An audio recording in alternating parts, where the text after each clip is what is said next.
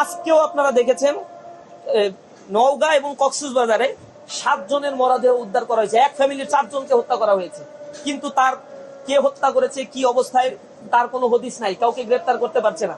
জনমনে আতঙ্ক সৃষ্টি হয়েছে, রাতের বেলায় কেউ বের হতে পারছে না। এখন তেল নিয়ে প্রতিবাদ করলে তাকে গ্রেফতার করা হয়, ফেসবুকে লিখলে তাকে প্রতিবাদ করা গ্রেফতার করা হচ্ছে। এরপরে হাজী দানিশ বিজ্ঞান প্রযুক্তি বিশ্ববিদ্যালয়ে স্ক্রিনশটকে কেন্দ্র করে ছাত্র দলের 2 গ্রুপে ক্যাম্পাসকে উত্তপ্ত করেছে, ক্যাম্পাসে মারামারি সংগঠিত হয়েছে। এরপরে এর আগেও আমরা দেখেছি, বিশেষ করে তেজগাঁ কলেজে যে ঘটনাটা ঘটেছে, ঢাকা পলিটেকনিকে হামলার ঘটনা ঘটেছে, নরসিংদী পলিটেকনিকে কিছুদিন আগে আমাদের প্রদর্শনী ছিল, সেই প্রদর্শনীকে কেন্দ্র করে ছাত্র দল কোনো কারণ ছাড়াই হামলা করছে। এরপরে যখন আমরা প্রশাসনকে জানালাম, বিশ্ববিদ্যালয়ের প্রশাসন যখন তাদেরকে আলাদা করে দিল, ক্যাম্পাস থেকে বের করে দিল, তার কিছুক্ষণ পরে যুব দলের সন্ত্রাসীরা আসলো, এসে আমাদের যে কয়জন ছিল অস্ত্রশস্ত্র সহ সেখানে হামলা করলো।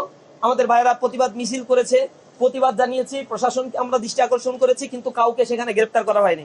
কুড়িগ্রাম পলিটেকনিকে হামলা করা হয়েছে, বিনা কারণে সেখানে উত্তপ্ত পরিবেশ সৃষ্টি করা হয়েছে। শেরপুরে হামলার ঘটনা ঘটেছে, একের পর এক ক্যাম্পাসগুলোতে হামলার ঘটনা ঘটেছে। ঢাকা বিশ্ববিদ্যালয়ে আপনারা দেখেছেন, তারা সেই গণরুম গেস্ট রুমকে আবার ফেরত নিয়ে আসার জন্য 36 জন অছাত্র, যাদের ছেলে মেয়ে ইতিমধ্যে হয়ে গিয়েছে এবং ছেলে মেয়ের বিয়ের বয়স হয়ে গিয়েছে, তাদেরকে বিশেষ বিবেচনায় হলে সিট দিচ্ছে, অথচ ফার্স্ট ইয়ারের ছাত্ররা সিট পাচ্ছে না। এটা নিয়ে প্রতিবাদ করতে গিয়েছি, ফেসবুকে তাদের যে বট বাহিনী, এই বট বাহিনী হামলে পড়ছে। ছাত্রলীগের পুনর্বাসন যেভাবে করা হতো একই স্টাইলে হলগুলোতে এই মুরব্বীদেরকে নিয়ে আসা হয়েছে এবং যাদেরকে সিট দেওয়া হয়েছে 36 জনের অধিকাংশের অবস্থা হচ্ছে এমন যে এখন বর্তমানে প্রভোস্ট বা হলের দায়িত্বে যারা রয়েছে শিক্ষকরা, তাদের চাইতেও বয়স বেশি এদের। তো এরা যখন হলে উঠবে, তাদের চোখের দিকে তাকায়, মুখের দিকে তাকায়, একটা কথাও বলতে পারবে না এবং প্রভোস্ট তাদের কথা শুনতে বাধ্য হবে। এরকম অবস্থা ঢাকা বিশ্ববিদ্যালয়ে তারা করে যাচ্ছে। একের পর এক এই দখল বাণিজ্য, দখলদারি, চাঁদাবাজি, টেন্ডারবাজি করছে। ইসলামী ছাত্র শিবির বলছে 5 আগস্টের পরে ক্যাম্পাস হবে শিক্ষার্থীদের জন্য, তারা এটা মানবে না। আমরা বারবার বলছি ক্যাম্পাস শান্ত রাখতে হবে। শিক্ষার্থীরা দীর্ঘদিন পরে ক্যাম্পাসে ফিরেছে, সকল ছাত্র সংগঠনগুলো ক্যাম্পাসে তাদের অধিকার প্রয়োগ করছে, কিন্তু আশ্চর্যের বিষয় ক্যাম্পাসে একটার পর একটা পায়ে পাড়া দিয়ে ঝগড়া করার যে প্রবণতাগুলো ছাত্র দলের মধ্যে আমরা দেখছি।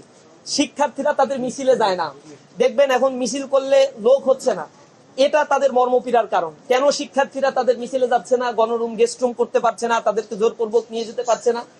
এবং আমার কাছে কিছু ইনফরমেশন রয়েছে, তাদের যে সংগঠন মেইন দল যেটা বিএমপি ছাত্র সংগঠন, তো এই মেইন দলের পক্ষ থেকে বলা হচ্ছে ক্যাম্পাসগুলোতে উত্তপ্ত করতে। এর কারণ হচ্ছে রাষ্ট্র পরিচালনায় ব্যর্থতার পরিচয় দিচ্ছে, জনগণ ফুঁসে উঠছে, যে কোনো সময় রাস্তায় নেমে যেতে পারে এবং আরো একটা বড় ধরনের বিদ্রোহ তৈরি হতে পারে বাংলাদেশে। এই বিদ্রোহ যাতে না হয়, এজন্য মিডিয়ার দৃষ্টি অন্যদিকে ঘোরানোর জন্য তারা ইতিমধ্যেই ক্যাম্পাসগুলোতে উত্তপ্ত করে 2 গ্রুপের সংঘর্ষ, এই নিউজগুলো মিডিয়ায় প্রকাশ হবে। আর এদিকে তাদের যে অপরাধগুলো, তারা যে সিন্ডিকেট বাণিজ্যগুলো করছে, ব্যাংকগুলো তারা দখল করে রাখছে, জনগণের জামানতগুলো তারা দিতে পারছে না, ক্যাপিটাল মার্কেটের অবস্থা খারাপ, স্টক মার্কেটের অবস্থা খারাপ, বেকারত্বের সংখ্যা দিন দিন বেড়ে যাচ্ছে, দ্রব্যমূল্যের ঊর্ধ্বগতিতে জনজীবন নাকাল হয়ে পড়েছে। একের পর এক গণবিরোধী আইন তারা বাস্তবায়ন করছে পার্লামেন্টে। যে অধ্যাদেশগুলো দেওয়া হয়েছিল তার মধ্যে দেখেছেন 20টা অধ্যাদেশ ইতিমধ্যে তারা সেটাকে ল্যাপস করে দিয়েছে। এই 20টা অধ্যাদেশের মধ্যে গুম প্রতিরোধ প্রতিকার অধ্যাদেশ রয়েছে, মানবাধিকার অধ্যাদেশ রয়েছে, ব্যাংক রেগুলেশন অধ্যাদেশে হালকা সংশোধন করে পুরানো ফ্যাসিবাদকে পুনর্বাসনের জন্য একটা আইন তারা আবার করে দিয়েছে। গণভোটের রায় বাস্তবায়নের ক্ষেত্রে গড়িমসি দেখছি এখন পর্যন্ত। জুলাই সনদে বলে অক্ষরে অক্ষরে যেটা বাস্তবায়ন করবে, অক্ষরে অক্ষরে বাস্তবায়ন, এটা বাইরে বক্তব্য দেওয়ার আপনার কিছু না, আপনার তো ক্ষমতা আছে, প্রথম দিনই সংসদে আপনার এটা বাস্তবায়ন শুরু করার দরকার ছিল। এক্ষেত্রে তাদের অসততা আমাদেরকে ভাবিয়ে তুলছে।